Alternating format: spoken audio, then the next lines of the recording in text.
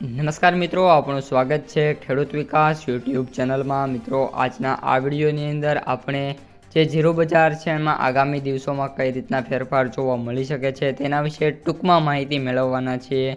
તેથી વિડીયોમાં અંત સુધી બન્યા રહેજો। ઉપરાંત જે પણ મિત્રો આપણી ચેનલમાં નવા છે, ખાસ મિત્રો ચેનલને સબસ્ક્રાઈબ કરી બાજુમાં આવેલા ઘંટડી બટનને દબાવી દેજો, જેથી દરરોજે દરરોજના જે તાજા જીરું અને અન્ય પાકના વિડીયો છે તમારા સુધી સૌથી પહેલાં પહોંચતા રહે।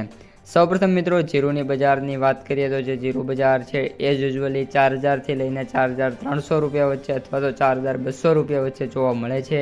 એનાથી વિશેષ બજારમાં કોઈ તેજી છે નહીં। સાથે સાથે જીરુના જે વેપારીઓનું મંતવ્ય છે એમનું માનવું છે કે જીરું બજારમાં આગામી દિવસોમાં કોઈ પણ પ્રકારની તેજીની મિત્રો શક્યતા છે નહીં।